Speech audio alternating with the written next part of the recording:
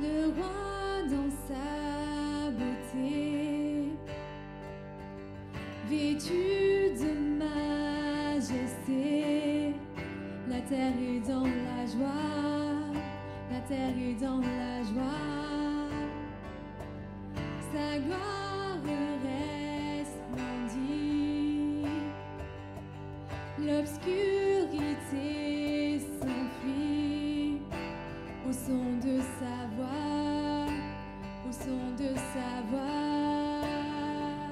Combien Dieu est grand, chantons-le combien Dieu est grand, et tous diront combien Dieu est grand.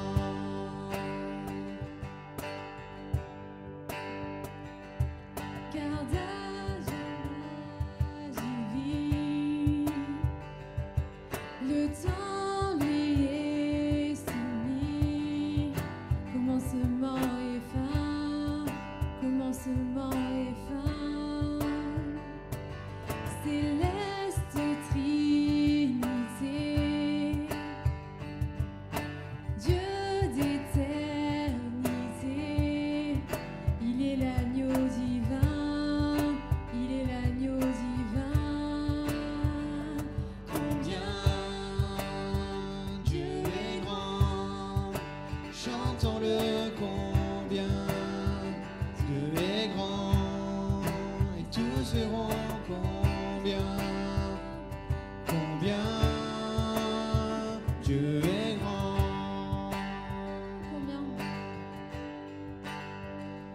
Combien Dieu est grand. Chantons-le combien Dieu est grand. Et tous verront combien Dieu est grand. Son nom est tout puissant, digne de louange. Je chanterai combien Dieu est grand.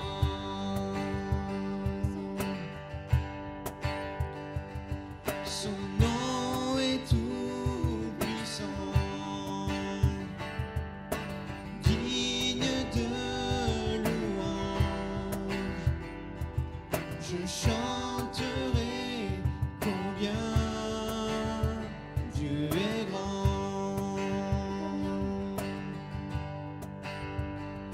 Combien Dieu est grand. Chantons-le combien Dieu est grand. Et tous verront combien Dieu est grand.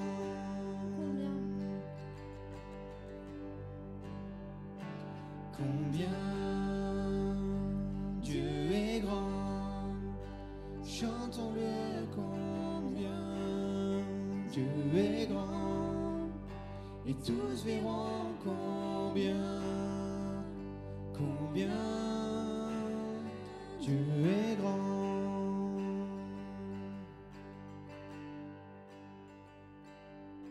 Nous voici venus au moment où nous allons ouvrir la Bible. Mais avant de l'ouvrir, avant de puiser nos regards dans ce miroir de l'âme, j'aimerais te poser la question, es-tu prêt à entendre ce que Dieu a à te dire? Ton cœur est-il disposé? Ton oreille, l'oreille de ton esprit, est-elle sincère? Est-elle aiguisée pour recevoir ce que Dieu dit? Parce que Dieu voudrait nous amener à des choses simples ce matin. Nous allons parler de l'enfant, nous allons parler des parents, nous allons parler aussi tout simplement, ce qui va résumer au final ces propos, c'est la simplicité. La simplicité de l'enfant qui croit son Père. Nous verrons tantôt la relation du chrétien avec son Père céleste et tantôt la relation des enfants et des parents. Mais sans plus tarder, j'aimerais vous lire ce passage dans Acte 2, verset 46. Nous allons lire une description de l'Église des premiers temps. Cette Église qui vivait les choses toutes nouvelles, qui vivait cette relation avec des gens si différents. Et aujourd'hui, si vous venez, et je vous invite à venir en ce lieu, vous allez voir plus de 35 nationalités différentes, 3 à 4 générations mélangées, mais qui sont réunies autour d'une seule et même personne, Jésus-Christ. Il est dit dans Acte 2, 46 que tous les jours, d'un commun accord, ils se retrouvaient dans la cour du temple. Ils rompaient le pain dans les maisons et prenaient leur repas dans la joie. Comment? Avec simplicité de cœur. La simplicité de cœur, c'est ce que nous retrouvons principalement dans l'enfant. Celui qui vient s'approcher de son Père et qui s'attend à recevoir ce qu'il y a de meilleur, qui s'attend à être entouré, qui s'attend, et je veux le croire encore aujourd'hui en 2021, à recevoir une éducation avec un cadre où l'enfant sera en sécurité morale, physique et affective. Jésus n'a-t-il pas dit « Laissez donc ces petits-enfants, ne les empêchez pas de venir à moi, car le royaume des cieux appartient à ceux qui, leur ressemblent. » Jésus prend l'enfant comme modèle. Ce matin, j'aimerais te poser la question, es-tu enfant de Dieu? Es-tu venu à Jésus dans la simplicité de s'attendre à ce qu'il puisse être la solution de ta vie? Non pas pour l'améliorer, mais pour la transformer, la changer. Car le salaire du péché, c'est la mort, mais le don gratuit de Christ, c'est la vie, et la vie éternelle. Alors celui qui vient comme un enfant auprès de Jésus, qui vient d'un cœur repentant, réalisant qu'il n'est rien dans ce monde, il est comme un aveugle cherchant son chemin à tâtons. Celui qui vient à Jésus trouve en lui la vérité. Il le suit sur le chemin de la vie. Jésus quand il place l'enfant au milieu des adultes, il leur donne plusieurs leçons. Voyez que le royaume des cieux est à la portée des enfants, première leçon. Deuxième chose, ça ne sert à rien de chercher à savoir qui est le plus grand, qui est le meilleur. Soyons simples dans notre foi. Ne rajoutons pas des choses à ce qui est écrit dans la parole de Dieu. Mais vivons les choses comme un enfant s'attend à son père, à sa mère. Nous devenons enfants de Dieu lorsque simplement nous acceptons son salut par Jésus. Et Paul, dans 2 Corinthiens 11, verset 3, souligne un danger qui pourrait tous nous séduire, un danger qui pourrait altérer notre foi et peut-être altérer notre cheminement dans la foi. Paul dit « J'ai bien peur que vous laissiez votre esprit se corrompre et se détourner de votre simplicité. » Ou, comme nous dit la version Semeur, de votre attachement sincère et pur à Christ, comme Ève s'est laissée séduite par le message tortueux du serpent. Aujourd'hui, au lieu de vivre la simplicité, certains prêchent des choses tellement compliquées, cherchant à rajouter des dogmes, des rites et des conditions à vivre la foi. Mais la foi, elle est simple. Je crois, donc je vis. Un enfant, il vit les choses simplement. Un enfant, il se lève le matin, il s'attend à recevoir son bol de céréales. Il se lève le matin, il retrouve ses parents, capables de se jeter dans ses bras s'ils ont fait un cauchemar. L'enfant, il vient et lorsqu'il tombe et qu'il est inconsolable, il sait vers qui se diriger. L'enfant de Dieu que tu dois être doit s'approcher du Père avec cette ferme assurance qu'il veille sur notre vie. L'enfant s'attend à son Père. Ce Père qui ne sommeille ni ne dort, celui qui veille sur notre vie. L'enfant est qualifié aussi dans la Bible de par la nature de sa foi. Une foi qui est placée dans les choses que son Père a dites. Crois-tu tout ce que la Bible enseigne? Avec simplicité de cœur, sans essayer d'être des théologiens. Laissons cela aux docteurs. Mais nous, chrétiens, enfants de Dieu, croyons-nous que cette parole, elle est vérité, elle est sécurité, elle est mon abondance pour ma vie de tous les jours? Dans Matthieu 7, versets 9 à 11, Jésus parle du Père des cieux, le Père céleste. Et il dit, qui de vous donnera un caillou à son fils quand celui-ci lui demande du pain? Hérésie, folie. Ou bien, s'il lui demande un poisson, lui donnera-t-il un serpent? Si donc tout mauvais que vous êtes, vous savez donner de bonnes choses à vos enfants, à combien plus forte raison votre Père céleste donnera-t-il de bonnes choses à ceux qui le lui demandent? Jésus qualifie nos vies d'une simplicité déconcertante. Je n'ai qu'à demander. Demandez et vous recevrez. Cherchez et vous trouverez. Frappez et l'on vous ouvrira. À la portée d'un enfant. Soyons des enfants simples. Simples, non pas naïfs, même si parfois ça fait du bien. Côté simple, ce n'est pas réducteur, c'est grand. Parce que Jésus l'a dit, Dieu résiste aux orgueilleux, mais il élève celui qui est humble, ou, on pourrait le traduire, simple de cœur. L'enfant, il reçoit de son Père ce dont il a besoin. Et dans Matthieu 6, Jésus nous enseigne à chercher Dieu et tout ce qui lui plaît en premier, comme un enfant va s'adresser à son Père dans les choses les plus simples. Il croit simplement qu'on ne peut donner quelque chose de trompeur ni de nocif. Nos enfants, quand ils viennent vers nous pour nous demander à manger, ils ne s'attendent pas à recevoir de nous de la javel ou du desktop. Ils s'attendent à ce qu'on leur donne de bonnes choses pour leur santé, non pas pour les mettre en danger. Le bon Père sait ce dont nous avons besoin. Sais-tu t'attendre à lui? Quelle est la nature de notre foi? Quelle est la nature de ma relation avec Dieu le Père? Est-elle compliquée, farfelue, ésotérique, quoi que ce soit, superstitieuse, ou alors elle est simple, comme un enfant s'adresse à son Père? J'aimerais vous offrir un cadeau. Parce que la foi, c'est être capable de s'approcher en croyant que nous avons reçu le plus beau des cadeaux, qu'est Jésus-Christ. Mais pour que ce cadeau soit parfait, j'aimerais t'offrir la Bible. Contacte l'église, va sur le site de l'église, église-sébastopol.fr et demande ce cadeau. Nous nous ferons une joie de te l'offrir. Viens la chercher aux 4 places Sébastopol, nous nous ferons une joie de t'accueillir. Mais pour cela, il faut croire simplement qu'on va le donner. Je n'ai pas plus que ma parole pour vous dire que ce cadeau est pour vous. Que nous soyons des adultes ou des enfants, et je m'adresse aux enfants, il faut croire simplement. Comme vous croyez en vos parents, il faut croire au divin Père. Qu'importe le modèle parental que nous avons eu, nous pouvons nous imaginer ce qu'est un bon Père. Et pour terminer le chapitre de la foi, j'aimerais m'adresser à l'Église. J'aimerais m'adresser aux adultes qui vivent la foi depuis des années. Est-ce que nous sommes des modèles de foi, des témoins de la foi véritable, la foi simple, qui suscite dans le cœur des plus petits, des petits-enfants comme des grands-enfants, qui viennent dans nos lieux, qui viennent entendre l'Évangile? Est-ce qu'ils trouvent des modèles de foi, capables de susciter dans le cœur la foi qui se partage, en disant par des témoignages, en partageant une joie, un amour, une patience, être capable de transmettre cette foi simple qui sème une semence de vie dans le cœur du plus petit. La foi simple, la simplicité d'un enfant se caractérise aussi dans son obéissance.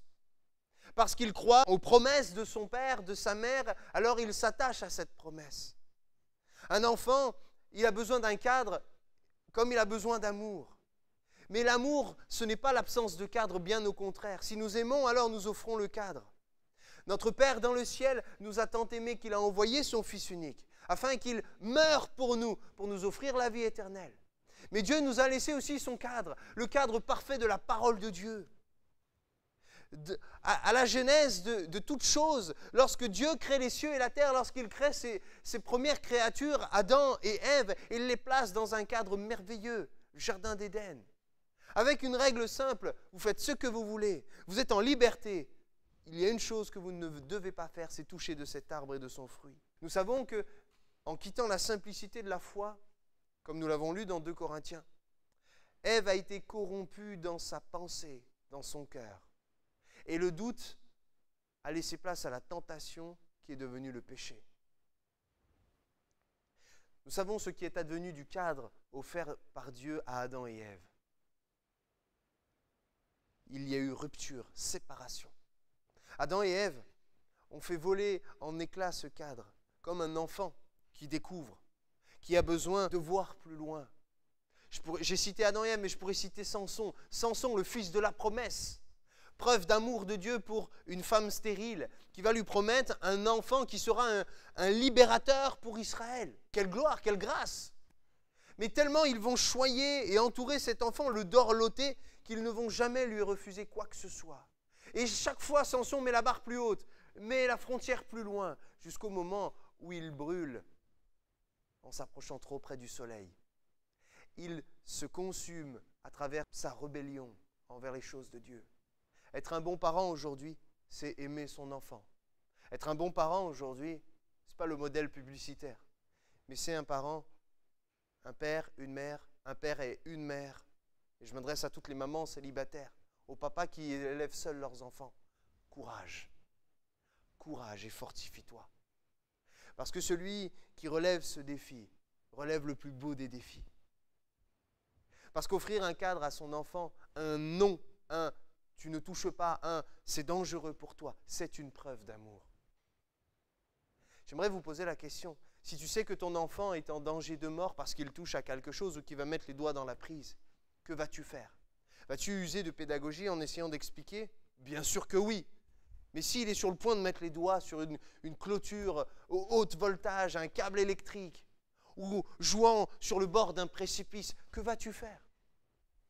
Tu vas tout mettre en place pour le sauver, pour retenir sa vie saine et sauve, peut-être même au point d'offrir ta vie. Ce modèle parfait, Jésus l'a vécu pour nous. Il s'est sacrifié à notre place.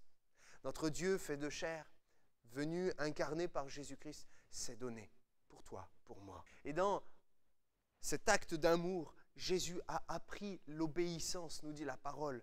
Hébreux 5, verset 8. Quoique fils de Dieu, il a été obligé d'apprendre l'obéissance à l'école de la souffrance. Parfois, nous voulons faire échapper à nos enfants toute frustration, tout refus, toute mise au point, tout non, parce qu'on se dit « Ah, mon petit ». Mais la souffrance, non, je ne parle pas de châtiment, je parle de la souffrance d'un refus, va forger aussi un cadre de liberté pour sa vie, un cadre sécuritaire. Jésus nous a offert le plus beau des cadres, parce qu'il est venu nous affranchir du péché. Et celui qui est en Christ, là où il vit dans la vie de l'Esprit de Dieu dans sa vie, alors il est réellement libre. Je m'adresse aux parents encore, et surtout à moi-même en tant que père, 3 fois père, imaginez le défi. Nous savons ce qui est bon pour eux. Nous sommes capables de leur dire « Attention, la cigarette, ça peut te faire du mal. Tu peux devenir addict et te tuer, pareil pour la drogue. » Nous sommes capables de leur dire « Avant de prendre une voiture, il faut que tu passes le permis, alors ne touche pas, tu pourrais te mettre en danger. » Mais parfois, nous rechignons et nous sommes timorés à amener nos enfants et les exposer à l'Évangile, à être capables d'entrer dans leur chambre et dire « Mon fils, j'aimerais prier pour toi. Regarde, j'ai lu ça ce matin, partager la foi autour de la parole de Dieu. » Sommes-nous capables en 2021 de relever le défi de semer l'Évangile dans les cœurs de nos enfants? Parce que si nous ne le faisons pas, qui le fera? Ce n'est pas la responsabilité de l'école du dimanche. Ce n'est pas la responsabilité des moniteurs. Eux ne viennent que parfaire notre travail. Serons-nous comme Manoach? Ne refusons rien à notre fils. Samson, le fils unique, choyé de ses parents, à celui à qui on n'a jamais dit non. Il a fini mort, les yeux crevés sous un édifice qu'il a écroulé. Le cœur de Samson, le juge d'Israël, n'était pas droit. Et parce qu'il avait du mal à se soumettre, à obéir à de simples commandements pour son bien. Alors nous pouvons voir, comme il a été dit dans 2 Corinthiens 11:3, qu'il avait été détourné de la simplicité. Parce qu'être un enfant, c'est être simple dans sa relation avec Dieu. Avoir une relation, et je termine, exclusive. Dans le Nouveau Testament, le mot grec pour simplicité évoque la simplicité bien entendu, mais être simple comme des colombes qui paraissent naïves et fragiles. Être pur, être sans tache, sans mélange.